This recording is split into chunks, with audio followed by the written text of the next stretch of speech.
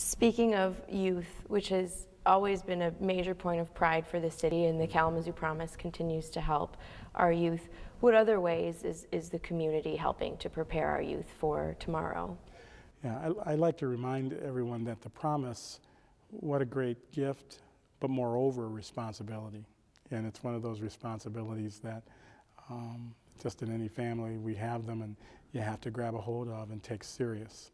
And our community is wrapping its arms around young people in so many different ways through the partnerships and collaborations that are going on, through the involvement of mentors in our school system. We have the great Communities and Schools organization that has after-school programs, not just for recreation, which most of their programs are not just about recreation, but about education, weaving the two together. We have our summer camp programs, mini camps. We have educational themes wrapped into those, which may have purely been recreation prior. We've got places like Pretty Lake Vacation Camp, who built a library because literacy is becoming a huge movement in our community. You can't get to the Promise if you can't read. You just can't.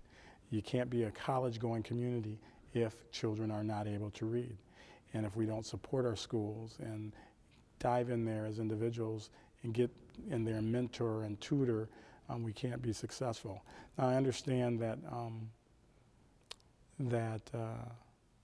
there are so many schools that are doing all kinds of different things for their young people, but I think the Promise raises our profile, since there's been sort of a Promise movement created in this nation, so we're affecting education throughout this country.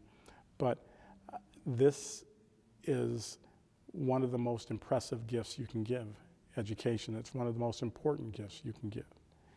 And I've been fortunate to be working with places like the Kalamazoo Community Foundation and the Chamber of Commerce, which we formed the Learning Network of Greater Kalamazoo, which will bring new energy and resources to bringing folks together around the challenges we have. But if we're going to make our children world ready, and that's what we're talking about, we're going to have to keep doing these things, and we will continue to see things get better. And then if you look at Kalamazoo Public Schools, which I'm a product of, and being a Kalamazoo Central giant, you can see the trajectory they're on. Now, we haven't solved all the issues, but the trajectory we are on is a positive one. We're seeing improvements in growth and development. All of that has been a community effort with our public school system and our great superintendent, Dr. Michael Rice.